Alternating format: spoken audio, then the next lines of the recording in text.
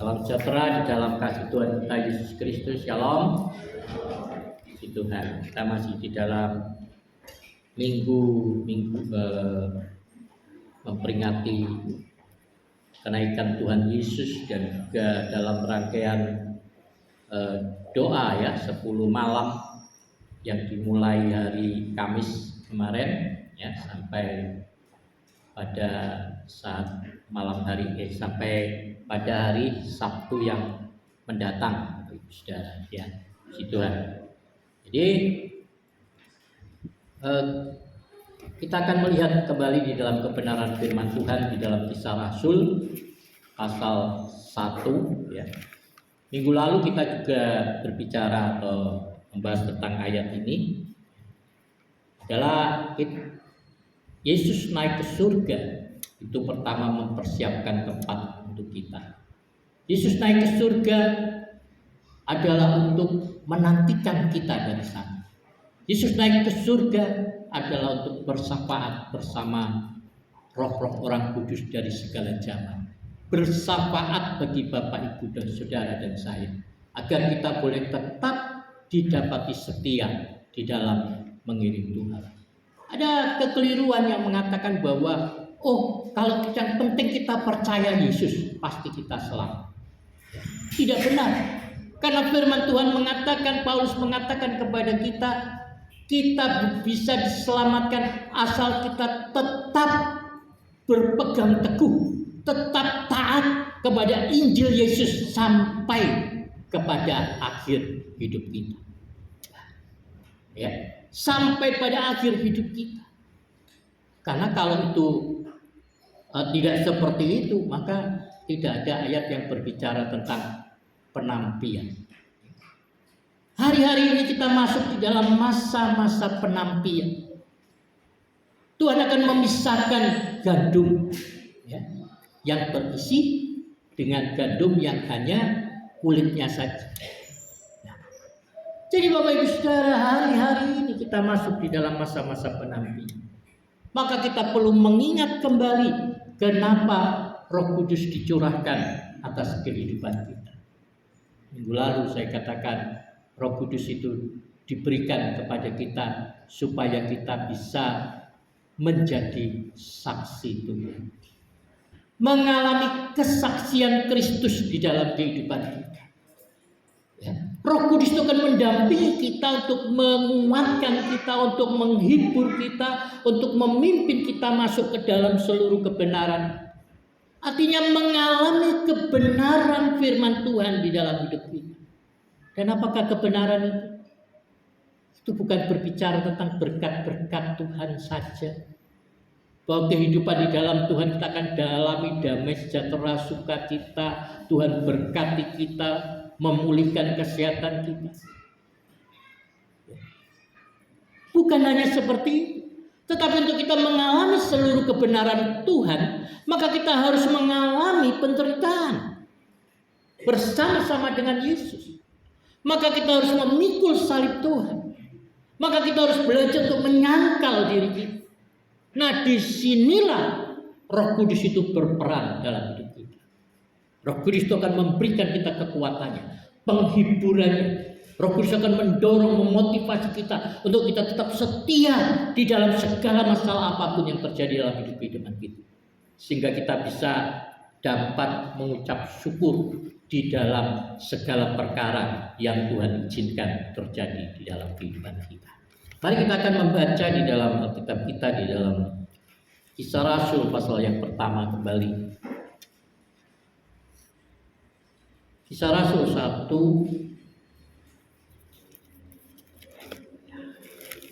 ayat yang pertama sampai ayat yang ke-8. Sudah baca ini ke minggu lalu ya, tapi kita akan membacanya kembali ya. Kisah Rasul 1 ayat 1 sampai ke-8. Hai Theophilus, dalam buku yang pertama aku menulis tentang segala sesuatu yang dikerjakan, diajarkan Yesus sampai pada hari ia terangkat. Sebelum itu ia telah memberi perintahnya oleh Roh Kudus kepada rasul-rasul yang dipilihnya. Kepada mereka ia menunjukkan dirinya setelah penderitaannya selesai, dan dengan banyak tanda ia membuktikan bahwa ia hidup. Sebab selama 40 hari ia berulang-ulang menampakkan diri dan berbicara kepada mereka tentang kerajaan Allah.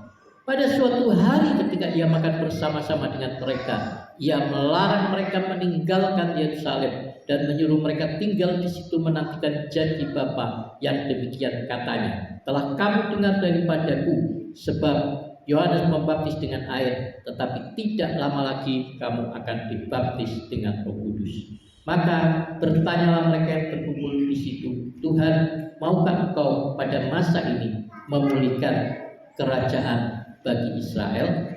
Jawabnya, engkau tidak perlu mengetahui masa dan waktu. Kau tidak perlu mengetahui masa dan waktu yang ditetapkan Bapa sendiri menurut kuasanya. Tetapi kamu akan menerima kuasa kalau Roh Kudus turun ke atas kamu, dan kamu akan menjadi saksiku, di Yerusalem dan di seluruh Yudea dan Samaria dan sampai ke ujung bumi. Kita sering mendengar, melihat ya di YouTube ini ada hamba-hamba Tuhan yang mengklaim bahwa seolah-olah mereka mengerti, mengetahui kapan waktu kedatangan Yesus. Pada tahun-tahun yang lalu mereka menetapkan tanggal sekian, tahun sekian Tuhan Yesus akan datang. Tapi Yesus ini menegaskan kepada kita bahwa engkau tidak akan mengetahui masa dan waktu kapan Yesus datang. Tetapi penekannya di sini adalah kita nggak perlu tahu mengenai masa dan waktu, kita bisa mengerti mengenai tanda-tanda zaman yang dituliskan dalam Alkitab. Tetapi yang harus kita perhatikan dan yang harus ditekankan kepada kita adalah hal ini, ya.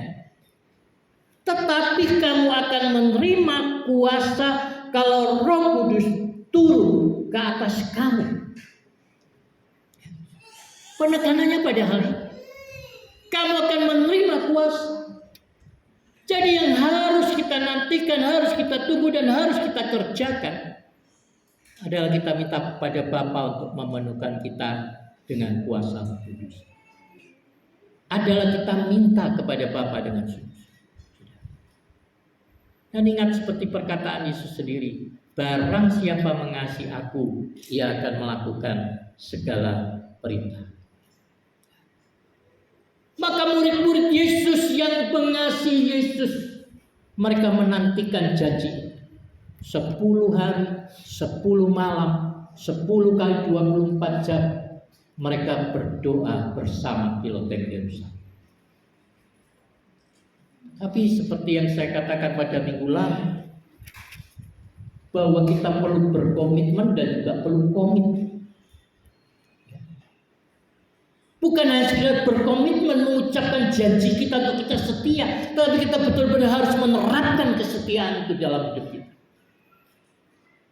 Maka murid-murid Yesus itu dikatakan pada waktu Yesus naik ke surga ada kurang lebih 500 orang yang menyaksikan. Tetapi mereka yang berkumpul di loteng Yerusalem itu hanya tinggal 120 orang yang ada pada waktu Roh Kudus dicurahkan. Jadi hanya 120 orang yang betul-betul komit, melakukan komitmen mereka untuk menantikan janji Tuhan.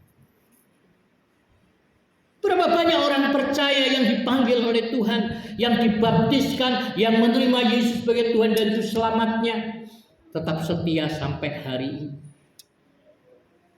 Dan kita melihat murid-murid Yesus, Yudas yang tidak setia. Kita melihat teman seperjalanan Paulus, Demas yang meninggalkan Paulus. Dan di sepanjang zaman gereja, kita melihat orang-orang yang meninggalkan Tuhan.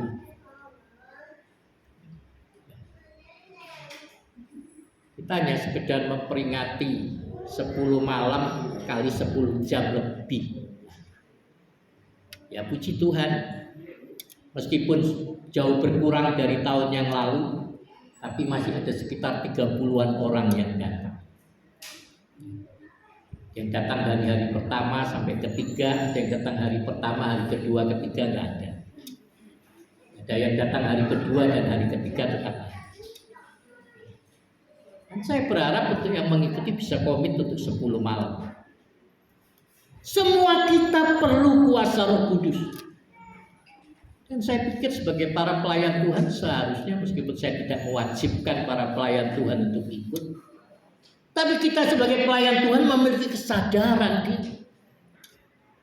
untuk kita belajar menunjukkan kasih kita kepada Kristus.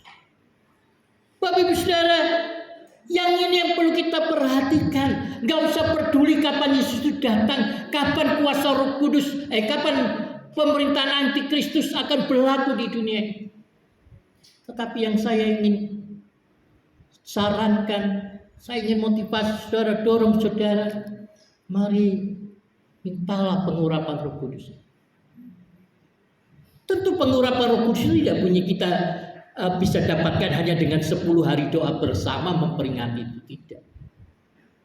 Kalau saudara benar-benar ada pekerjaan-pekerjaan yang tidak bisa saudara tinggalkan, kalau saudara sedang merawat orang yang sakit, tidak perlu untuk datang. Karena dimanapun kita ada, kita bisa meminta Roh Kudus itu. Tetapi mengapa kita tetap mengadakan, meskipun banyak gereja sudah tidak lagi melakukan tradisi ini, saya katakan ini tradisi 10 malam. Itu silakan, itu pendapat masing-masing, karena mereka bilang, oh Roh Kudus sudah dicurahkan, kita tidak perlu menunggu lagi. Memang tidak perlu. Tetapi saya berpegang kepada kebenaran firman Tuhan bahwa 2-3 orang berkumpul bersama, Tuhan Yesus hadir. Nah, apalagi lebih dari 3 berkumpul bersama, berkomitmen, minta sama-sama, sepakati agar Roh Kudus memenuhkan setiap kita. Kalau api arang menyala sendirian, menyalanya paling gede, kita pisahkan dari kumpulan arang yang menyala, pelan-pelan apinya pasti mati. Tapi biar apinya kecil-kecil, kalau dikumpulkan bersama, maka akan menjadi api yang besar. Nyalanya pun jauh lebih lama. Makanya Yesus selalu mengajarkan pelayanan di dalam persekutuan. Pelayanan di dalam persekutuan. Tapi mari ingat ini, Roh Kudus itu mau menjadikan kita menjadi saksi-saksi Kristus. Jadi bagaimana kita bisa menjadi saksi Kristus, saudara? Ya. Kita melihat di sini lebih dulu. Ya, kalau kita pikirkan, saudara, Yesus itu selama 40 hari setelah kebangkitannya menampakkan diri hanya kepada murid-muridnya saja. Coba kalau saya pikir-pikir, Yesus itu tidak hanya menampakkan diri kepada murid-muridnya, tapi menampakkan diri kepada Sanhedrin, kepada para majelis orang-orang Farisi Saduki itu. Dia menampakkan diri kepada Pilatus. Yesus menampakkan diri kepada orang-orang Romawi. Dia berjalan-jalan di Yerusalem, menampakkan dirinya kepada semua orang. Saya pikir-pikir kan bukannya seharusnya lebih banyak orang kan percaya. Tapi kenapa Yesus hanya menampakkan diri kepada murid-murid? Selama 40 hari Ia mengajar mereka, menguatkan mereka, memotivasi mereka. Ia membagikan kebenaran firman Tuhan kepada mereka. Kenapa, saudara? Karena Yesus gak peduli soal banyaknya orang. Firman Tuhan kita mengatakan, banyak yang dipanggil, sedikit yang dipilih. Surga itu tempatnya para pemenang. Jadi nggak perlu bangga dengan banyaknya orang. Tetapi melalui banyaknya orang, Tuhan mau menyeleksi umat pilihan Tuhan. Kita membaca di dalam Perjanjian Lama tentang Gideon. Jika Gideon mau mengalahkan musuh-musuh, dia meminta 300 orang. Tapi 300 orang tidak semua dibawa pergi diseleksi. Dilihat kesiapan mereka, kesiagaan mereka, disuruh minum air di sungai. Maka ada yang meminum air dengan menundukkan kepalanya, langsung nyeruput airnya dari permukaan air. Tapi ada yang tetap memegang tombaknya dan satu tangan menyeduh air. Jadi dia memberikan seleksi, dan hanya dengan sedikit orang dia meruntuhkan tembok kota Yeriko, memenangkan pertempuran. Jadi di dalam Yesus tidak persoalan mayoritas dan minoritas. Firman Tuhan katakan Tuhan memilih mereka yang lemah. Tuhan memilih mereka yang bodoh untuk mempermalukan mereka yang kuat, untuk mempermalukan mereka yang baik.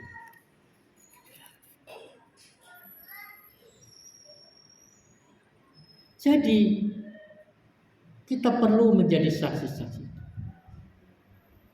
Dan Roh Kudus akan menolong, memampukan kita untuk menjadi saksi Tuhan. Di dalam saat Yesus memanggil kita ini menjadi yang terdepan. Tapi apakah sepanjang hidup kita akan tetap jadi yang terdepan sampai Tuhan Yesus datang?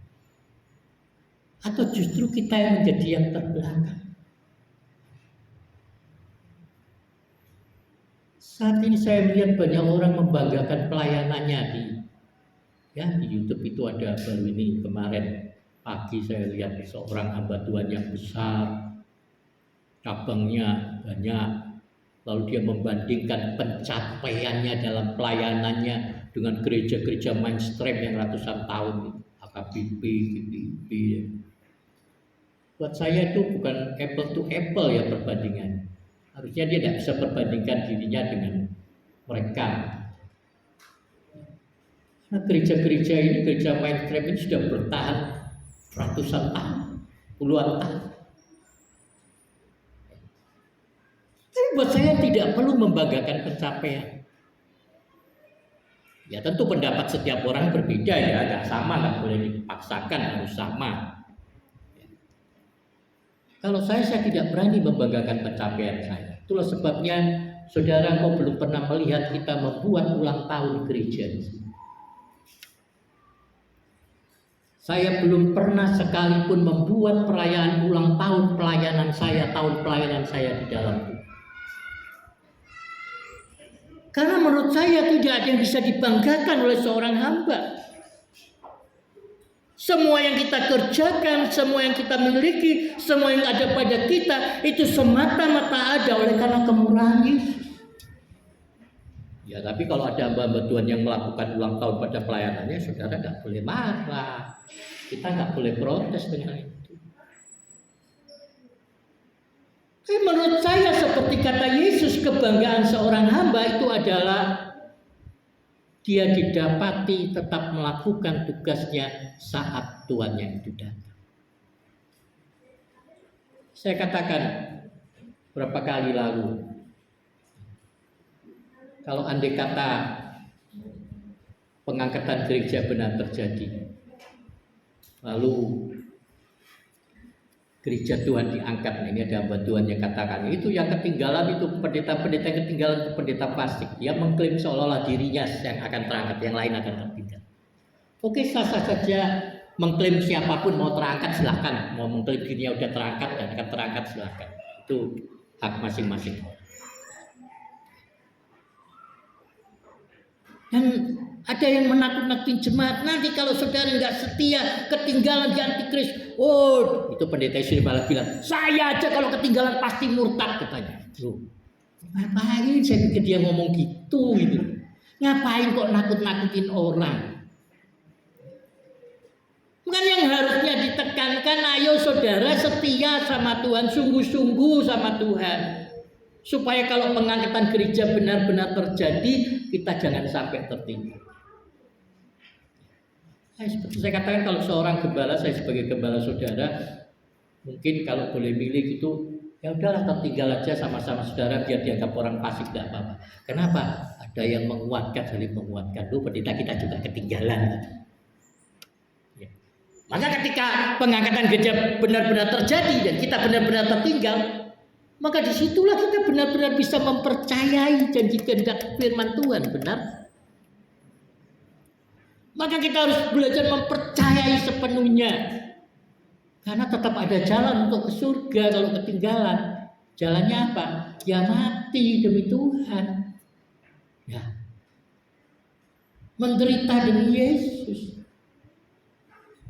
Tapi saya pikir-pikir lagi di dalam firman Tuhan dikatakan ada yang ditentukan untuk mati oleh pedang. Ada yang ditentukan untuk tertawan. Ini orang yang ditentukan artinya apa? Dikhususkan Tuhan untuk menjalani penderitaan seperti ini. Jadi bukan semata-mata tertinggalnya gitu. Tapi ini tetap orang-orang pilihan Tuhan yang Tuhan siapkan untuk penderitaan. Itu saya bilang kalau pilihan. Saya pikir sebagai seorang gembala, masa rela membiarkan jemaatnya sendirian menghadapi masalah-masalah seperti itu. Tapi di sisi lain juga di dalam kebenaran firman Tuhan seperti kata Rasul Paulus, aku tidak bersalah sedikit pun terhadap mereka yang sudah ditentukan akan binasa. Kenapa? Kata Rasul Paulus, karena aku dengan jujur memberitakan jalan Tuhan. Karena aku sudah menyampaikan seterang-terangnya kebenaran firman Tuhan. Apa yang menjadi kehendak Tuhan dalam hidup kita. Maka di situ pilihannya ada pada masing-masing kita. Apakah kita dalam hari-hari yang masih menyenangkan ini, di dalam hari-hari meskipun ada banyak kesulitan, tapi kita masih punya waktu luang, waktu bebas, kita masih punya kesehatan, kita masih punya kekayaan, kita masih bisa menikmati hari-hari kita dengan baik. Apakah kita mau bersungguh-sungguh mengikuti Yesus? Apakah saudara di sini mau sungguh-sungguh mengasihi Yesus dan mentaati perintah? Maka itu kan pilihan kita masing-masing. Ini nggak boleh salahkan siapapun kalau ketinggalan. Saya pikir nggak usah bilang penganiayaan antikris. Sekarang aja kena kesulitan sedikit sudah banyak orang tinggalkan Tuhan. Oleh karena pacar cakep orang sudah tinggalkan Tuhan. Nggak usah bicara soal penganiayaan. Sekarang saja kita sulit bersungguh-sungguh di dalam Tuhan. Kita sulit untuk taat kepada kehendak Tuhan. Masih sulit untuk memberikan pengampunan. Masih terus senang menyimpan kekecewaan. Inilah sebabnya kita membutuhkan pengurapan Roh Kudus. Firman Tuhan kita katakan, hendaklah kamu penuh dengan. Maka biarlah masing-masing kita bersungguh-sungguh untuk mencari. Dan Roh Kudus ini akan memberikan kemampuan kepada kita untuk dapat menjadi saksi Tuhan. Saksi itu adalah orang yang benar-benar secara faktual mengalami sebuah peristiwa. Bagaimana kita bisa menjadi saksi Tuhan kalau kita sendiri tidak pernah mengalami peperangan dalam hidup kita? Bagaimana kita bisa menjadi saksi Yesus kalau kita tidak pernah mengalami penderitaan bersama-sama dengan Yesus?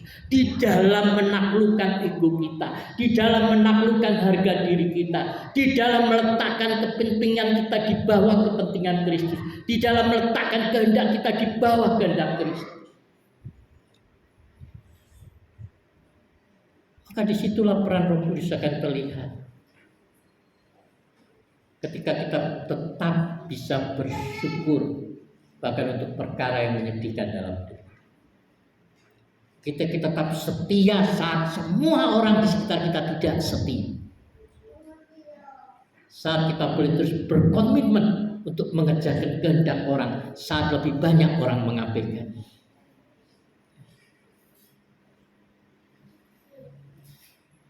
Mari setiap kita boleh sungguh-sungguh mencari kepenuhan Roh Kudus. Bukan hanya pada masalah 10 malam saya katakan. Tapi di rumah kita, di kantor, di pekerjaan kita, di usaha kita, di tengah pekerjaan kita tetap menjalin persekutuan keintiman dengan Tuhan. Jadi saya bilang, kalau saya naik motor biar di dalam kota atau di luar kota, saya suka menyanyi di atas motor ini. Sepanjang perjalanan saya ke Tenggarong Ulu itu, 8 jam naik motor, saya nyanyi terus sepanjang perjalanan. Ya nggak nyanyi terus dalam artinya nggak ada berhentinya juga kalau capek. Tapi saya membawa nyanyikan lagu pujian dan menyembah Tuhan sepanjang perjalanan. Dan saya pikir itu memberikan saya kekuatan, memberikan saya kesegaran sepanjang perjalanan. Saya suka menyanyikan lagu pujian. Jadi enggak harus di gereja kita memuji menyembah Tuhan. Tapi kita bisa memuji menyembah Tuhan di mana? Sambil bekerja, kita tetap bisa merenungkan firman Tuhan, merenungkan kehendak Tuhan dalam hidup. Jadi Roh Kudus itu akan memampukan kita untuk hidup di dalam pertobatan. Inilah arti penyembahan yang sesungguhnya, karena kata penyembahan itu adalah sembah. Kita baca itu di dalam Roma pasal 12. Roma 12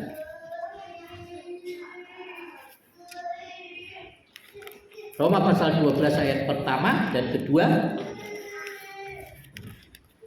Roma 12 ayat 1 dan 2. Karena itu saudara-saudara, demi kemurahan Allah, aku menasihatkan kamu supaya kamu mempersembahkan tubuhmu sebagai persembahan yang hidup, yang kudus dan yang berkenan kepada Allah. Itu adalah ibadahmu yang sejati.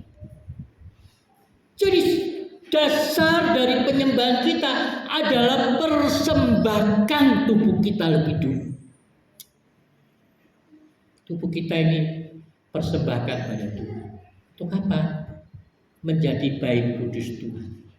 Rumah dari Roh Kudus Tuhan. Makanya tolong yang masih terikat sama rokok, masih suka merokok, masih suka vape, berhentilah. Hargai tubuhmu sebagai bait Roh Kudus.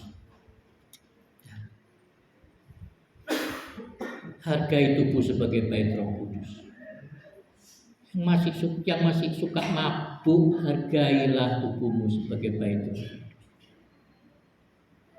Yang masih suka gosip, berhentilah gosip, hargailah tubuhmu, jiwamu.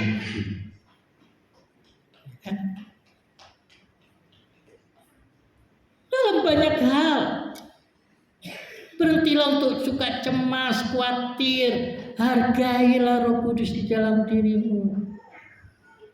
Belajar serahkan kekhawatiran, masalah kepada Yesus, Tuhan yang memelihara kita.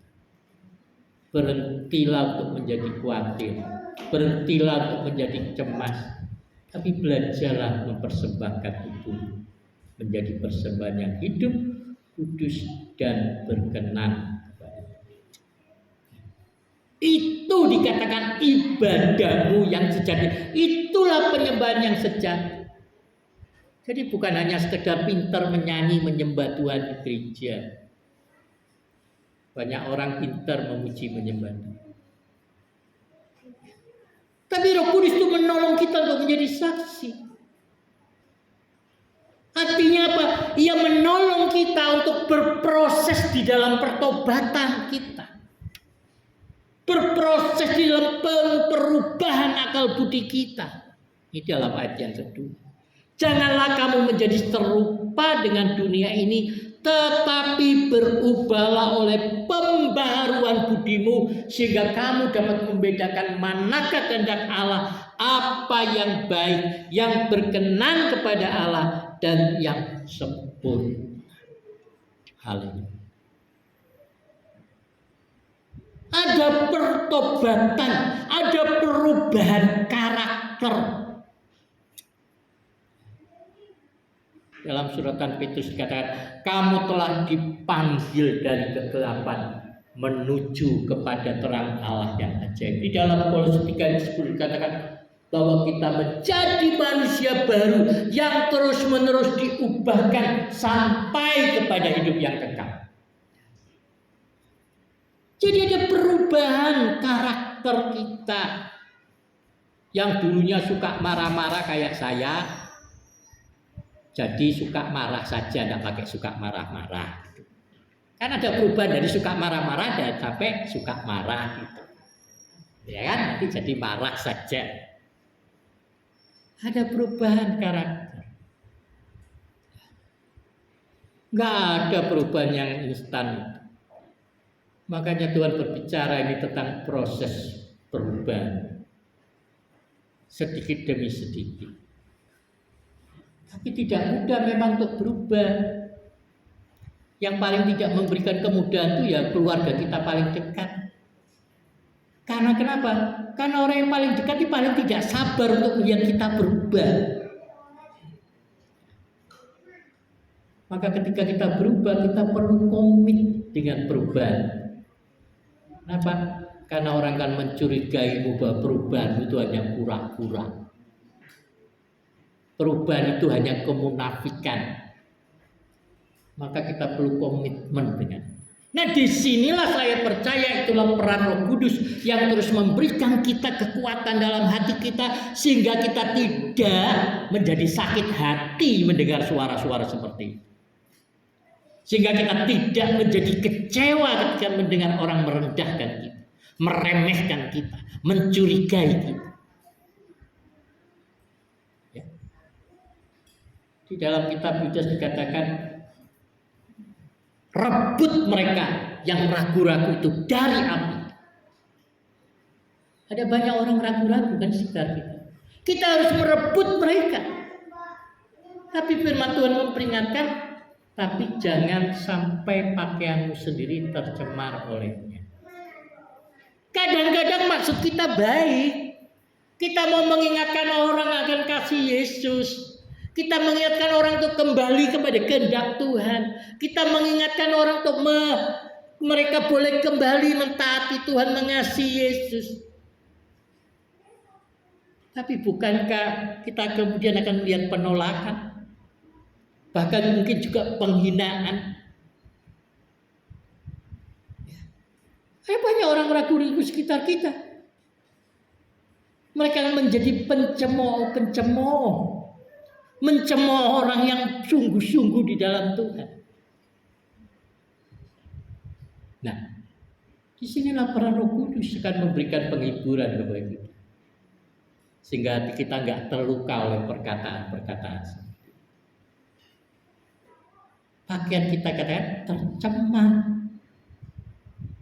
Jadi jangan sampai pakaian sendiri tercemar. Menjaga pakaian kita, iman kita tetap murni di hadapan Tuhan. Firman Tuhan, oleh semakin bertambah banyaknya kejahatan, kasih menjadi tawar. Ini bentuk pencemaran pakaian. Kita tidak lagi berbuat baik. Karena saat kita berbuat baik, orang gak terima kasih sama kita. Saat kita berbuat baik kepada orang, orang tidak membalas kebaikan itu dengan kebaikan, malah membalas dengan kejahatan. Bukankah itu mudah membuat kasih kita menjadi tawar? Kita berhenti di dalam memberi, kita berhenti dalam menabur, kita berhenti dalam berbuat baik, kita berhenti dalam melayani.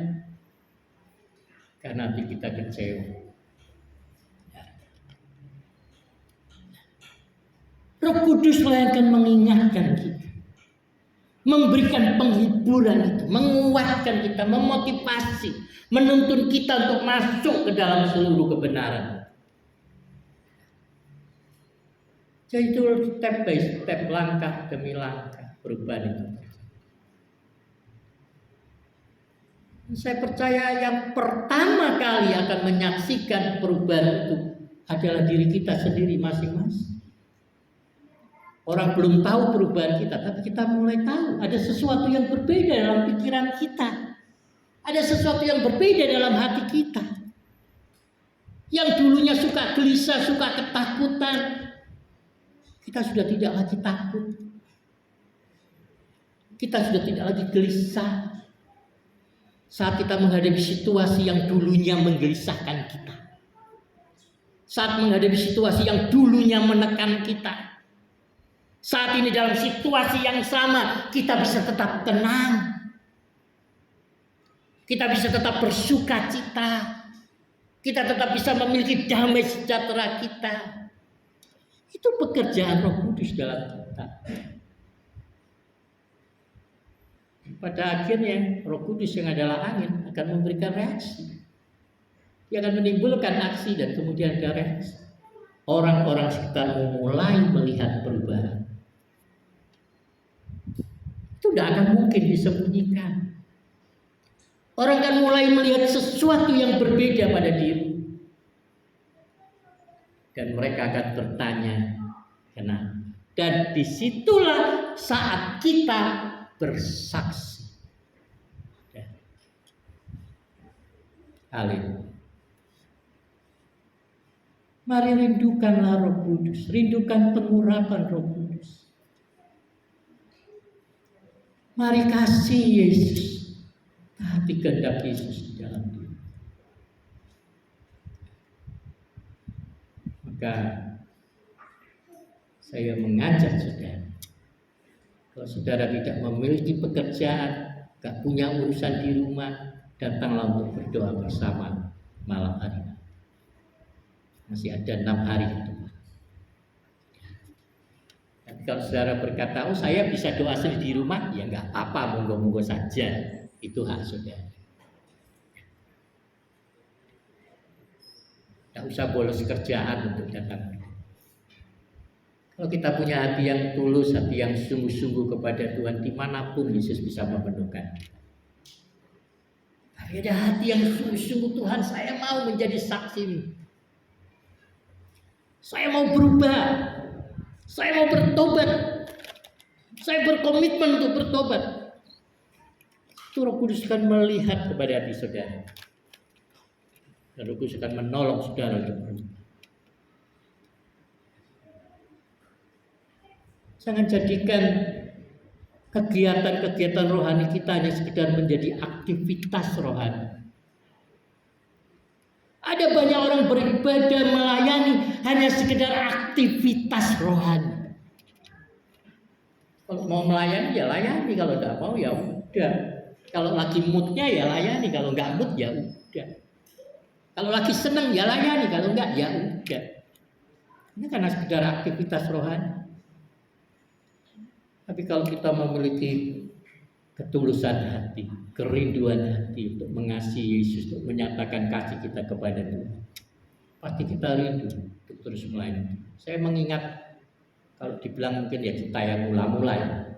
Saya mengalami cinta yang mula-mula itu mendapatkan jamaah Roh Kudus pada awal itu ketika saya diselamatkan pertama kali.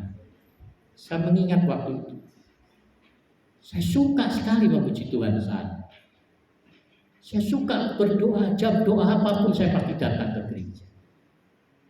Dan rumah saya dengan gereja itu nggak dekat. Dari Gunung Malang Balikpapan itu di perempatan Gunung Malang dan Jalan Kelandasan itu apa itu? Saya lupa namanya jalan. Itu saya jalan kaki sampai di Kampung Baru, Kebun Sayur, itu gereja BPPS. Pulang juga jalan kaki. Semua uang saya waktu itu baru masuk sekolah minggu. Saya udah datang di sekolah minggu. Saya masukkan semua uangnya di kantong kolektor. Waktu ibadah umum sudah kehabisan duit. Apa? Itu orang bilang cinta mula. Suka layan. Kalau andai kata saat itu Tuhan Yesus datang, sudah pasti saya terangkat saat itu. Kenapa? Oh, masih berkobar-kobar cintanya. Tapi seiring waktu sudah berapa puluh tahun, dari dulu saya tidak mau mengejar kekayaan. Orang tua kasih warisan tanah waktu itu bagi-bagi tanah di Ring Road Balikpapan, saya tolak, saya bilang tidak usah.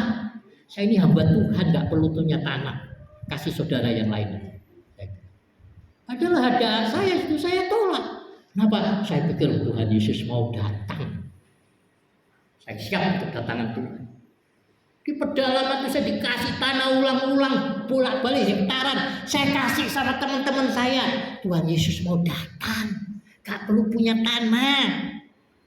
Ya kok sekarang udah punya cucu, Tuhan Yesus juga belum datang. Haleluya. Bukankah hal seperti ini bisa melunturkan iman kita? Mana janji kedatangannya? Sebab dari sejak zaman nenek moyang kita, Tuhan Yesus jadi datang, gak datang-datang juga. Betapa iman kita mulai menjadi lemah. Maka itulah perlunya kita mencari kepenuhan Roh Kudus, meminta kepenuhan Roh Kudus. Biarlah kita semua boleh menjadi 5 anak darah yang pandai, yang saat menantikan mempelai pengantin itu tiba, bawa minyak. Tapi 5 anak darah yang bodoh bawa pelita, bawa minyak, tapi maksudnya minyak ada di dalam pelita mereka. Tapi mereka tidak membawa cadangan minyak di buli-buli mereka. Pada akhirnya dikatakan mempelai itu lama tidak datang dan akhirnya mereka tertidur. Seorang tertidur kan lupa waktu. Tahu-tahu dibangun, ini bangun, mempelai sudah datang. Ternyata 5 darah yang bodoh dikatakan lupa bawa cadangan minyak. Maka mulai reduplah pelita mereka. Maka jadilah kita jangan jadi yang bodoh ya. Jadilah 5 anak darah yang pandai. Mari kita tetap mencari kehendak Tuhan, mencari wajah Tuhan, carilah kerajaan Tuhan. Meskipun orang lain mengabaikannya, tapi mari kita sendiri. Karena ini masa penantian. Itu pada diri kita masing-masing. Keselamatanmu enggak bergantung pada suamimu. Keselamatan enggak bergantung pada istrimu. Keselamatan enggak bergantung pada tetanggamu, bahkan pada saya. Keselamatan itu milik kita masing-masing. Urusan kita, hubungan kita sama Tuhan Yesus. Makanya saya kalau doakan orang sakit, saya tidak pernah kasih jaminan sembuh. Itu urusan kamu sama Tuhan, kamu mati atau sembuh bukan urusan saya. Tapi kalau mati nanti saya urusin. Baru saya urusin kalau mati kan. Itu masing-masing urusan kita sama Tuhan. Ayo. Seperti saya katakan, untuk keselamatan kita harus bersikap egois. Egois itu di dalam arti bahwa Tuhan itu memakai siapapun untuk memproses kita. Jadi biar orang ngapa-ngapain kita, saya nggak peduli. Justru dia lakukan itu untuk kebaikan saya. Justru dia lakukan itu untuk menempa saya. Justru dia lakukan untuk membentuk saya. Jadi kalau orang lain Tuhan pakai untuk menolong kita, membentuk karakter kita, lalu ngapain kita harus marah sama dia? Ngapain kita harus kecewa sama dia? Kan bukankah kita justru harus berterima kasih? Kayak petinju itu kalau mau bertanding mereka perlu berlatih dengan sparring partner. Sparring partnernya itu dibayar loh untuk mukulin dia. Apa ketika dia dipukuli oleh sparring partnernya dia akan marah-marah? Tidak. Kan sparring partner menunjukkan kelemahannya di mana. Dia bisa mempelajari di mana kelemahannya. Ini sudah. Jadi Tuhan memberikan kita banyak sparring partner di dunia ini untuk mengasah karakter. Besi mempertajamkan besi, orang mempertajamkan sesama. Jadi siapapun, mungkin itu pasangan hidup kita, mungkin itu keluarga kita, orang tua kita, mertua kita, saudara kita, tetangga kita, siapapun Tuhan bisa pakai untuk mempertajam karakter kita. Biarlah kita berpaut kepada Yesus. Teguh berpegang kepada Yesus, teguh berpegang kepada pimpinan Roh Kudus. Jadi mintalah kita semua boleh tetap penuh dengan Roh Kudus, dipenuhi oleh Roh Kudus, dipenuhi oleh sukacita, kebaikan dan kemuliaan. Mari kita bangkit berdiri ya.